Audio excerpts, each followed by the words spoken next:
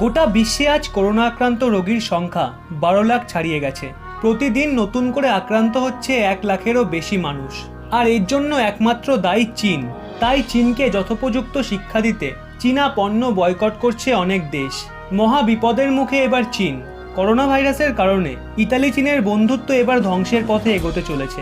চীনা দ্রব্য পুরোপুরি বয়কট করার ঘোষণা ইতালির। কোটি কোটি টাকা লোকসানের মুখে এবার চীন।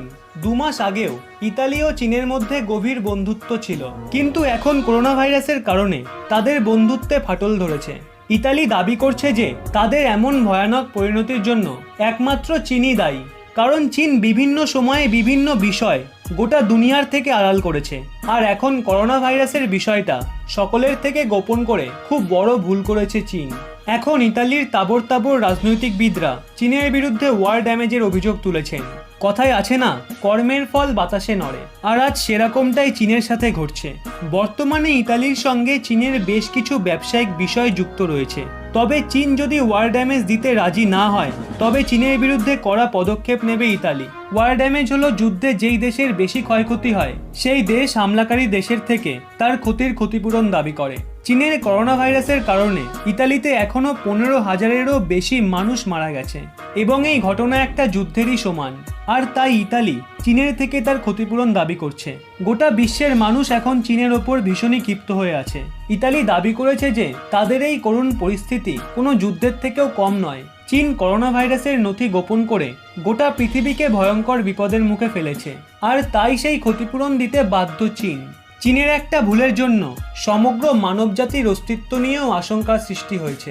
ইতালি চীনকে মৃত মানুষগুলোর পরিবারকে আর্থিক ক্ষতিপূরণ দেওয়ার কথা বলেছে। ইতালির আইন খুবই কড়া। চীন যদি ইতালিকে তাদের ক্ষতিপূরণ দিতে রাজি না হয়, তাহলে ইতালিতে আটকে থাকা চীনের সমস্ত প্রজেক্ট বাতিল করে দেওয়া হবে। আর যদি চীন তাদের দাবি মেনে নেয়, তাহলে প্রমাণিত হবে যে করোনা ভাইরাস চীনের গাফিলতিতেই গোটা বিশ্বে ছড়িয়েছে। বর্তমানে চীন ভীষণই সমস্যার মুখে পড়েছে। করোনা ভাইরাসের মোকাবিলায় চীনের তৈরি মেডিকেল সামগ্রী ইউরোপের কয়েকটি দেশের সরকার প্রত্যাখ্যান করেছে। স্পেন, তুরস্ক এবং নেদারল্যান্ডের কর্তৃপক্ষ বলছে চীনের বিভিন্ন কোম্পানি থেকে আমদানি করা এরকম লাখ লাখ টেস্টিং কিট ও মেডিকেল মাস্ক গুণগত মানসম্পন্ন নয় কিংবা ত্রুটিপূর্ণ। ইউরোপে ইতিমধ্যে লাখ লাখ মানুষ করোনা ভাইরাসের শিকার হয়েছে। স্পেনে মৃত্যু হয়েছে 12,000-এরও বেশি মানুষের। আমেরিকায় আক্রান্তের সংখ্যা দিন দিন বাড়ছে। আমেরিকায় এখনো পর্যন্ত 3 লাখেরও বেশি মানুষ আক্রান্ত হয়েছে, যাদের মধ্যে 8,000-এরও বেশি মানুষের মৃত্যু হয়েছে। এই ভাইরাসের সূত্রপাত হয়েছিল চীনের উহান শহর থেকে। তারপর চীনা সরকার ওই শহরের নাগরিকদের ওপর কড়া বিধিনিষেধ আরোপ করেন, কিন্তু তা সত্ত্বেও সেই ভাইরাস গোটা পৃথিবীতে ছড়িয়ে পড়ে, মানে গোটা পৃথিবীতে ছড়িয়ে দেওয়া হয়। ইতালি ও স্পেন মিলিয়ে প্রায় 2,55,000-এর মতো মানুষ এই ভাইরাসের শিকার হয়েছে।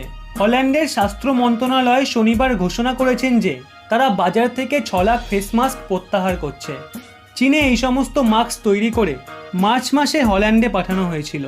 ভিডিওটি এগিয়ে নিয়ে যাওয়ার আগে করোনা সংক্রান্ত আপডেট সবার প্রথমে পেতে অবশ্যই এই চ্যানেলটি সাবস্ক্রাইব করে পাশের বেল আইকনটি অল করে রাখুন। ডাচ কর্মকর্তারা বলেছেন ওই মাস্ক মুখে ঠিকমতো আটকায় না। এমনকি ওই মাস্কগুলোতে যে ফিল্টার ব্যবহার করা হয়েছে সেটা ভীষণই নিম্নমানের।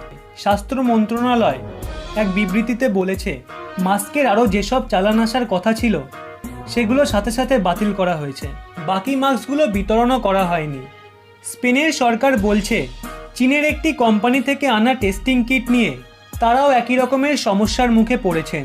স্প্যানিশ সরকার বলছে এই ভাইরাসটির মোকাবিলায় চীন থেকে তারা লাখ লাখ টেস্টিং কিট আমদানি করেছিল, কিন্তু কর্মকর্তারা বুঝতে পারেন যে ওই কিট দিয়ে কারোর মধ্যে করোনা ভাইরাস আছে কিনা সেটা নিখুঁতভাবে নির্ণয় করা যাবে না। চীনের স্প্যানিশ দূতাবাস টুইট করে জানিয়েছেন যে চীনের যে কোম্পানি এইসব টেস্টিং কিট বানিয়েছে তার নাম সেনজেন বায়োজে বায়োটেকনোলজি। স্পেন বলছে মেডিকেল সামগ্রী বিক্রি করার জন্য এই কোম্পানির কোনো সরকারি লাইসেন্সও নেই। তবে মহামারী মোকাবিলার জন্য চীন সরকার এবং অনলাইন সুপারমার্কেট alibaba.com স্পেনে যে মেডিকেল সামগ্রী পাঠিয়েছে সেগুলো সেনজেন বায়োজের রপ্তানি করা সামগ্রীর মধ্যে পড়ে না বলে স্প্যানিশ দূতাবাস পরিষ্কার জানিয়ে দিয়েছেন। তুরস্ক ঘোষণা করেছে যে চীনের যেসব কোম্পানি থেকে তারা টেস্টিং কিট আনিয়েছিল সেগুলো ঠিকমতো কাজ করছে না। সারা বিশ্বে চিন্তার প্রভাব বাড়াতে করোনা ভাইরাস মহামারীকে ব্যবহার করতে পারে বলে সমালোচকদের এই রকমের হুঁশিয়ারির মধ্যে আবার নতুন করে ত্রুটিপূর্ণ যন্ত্রপাতির বিরুদ্ধে অভিযোগ উঠল। আর ওইসব যন্ত্রপাতি ও কিটগুলো ফেরত দিচ্ছে ওই সকল দেশ, যাতে চীনা কোম্পানিগুলো কোটি কোটি ডলার লোকসানের মুখে পড়ে।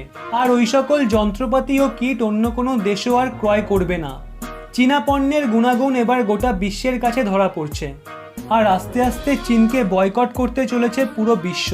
এই বিষয়ে আপনাদের কি মতামত তা অবশ্যই কমেন্ট বক্সে জানান।